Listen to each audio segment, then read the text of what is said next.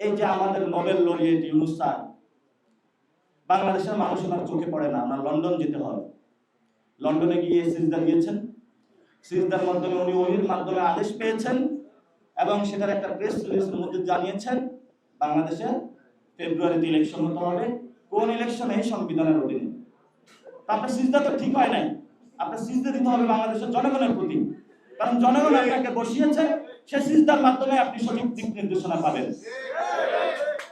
এজন্য ইউরোপ সরকারের কাছে আমি আবেদন করছি,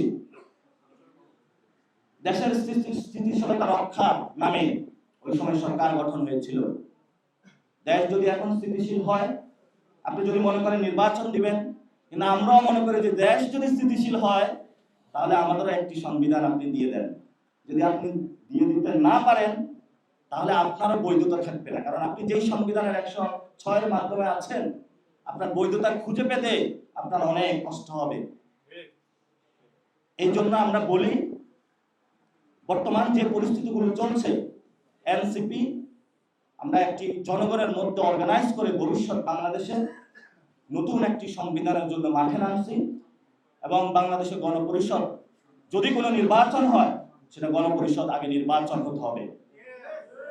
দ্বিতীয়ত একটি বিষয়, আপনি জুলাই সনদ নিয়ে আমাদের মধ্যে কথা হয়েছে, দীর্ঘ আলোচনা হয়েছে ঐক্যমত্য কমিশনে।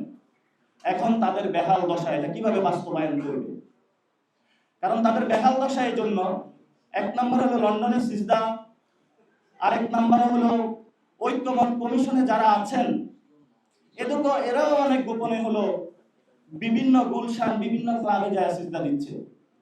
ফলে তো তারা জনগণের যে সিজদা দিতে হবে এটা বুঝতে পারছে না তারা। এই জন্য তাদেরকে প্রায়োগিকভাবে কিভাবে জুলাই সনদ বাস্তবায়ন হবে তারা দিশা খুঁজে পাচ্ছে না।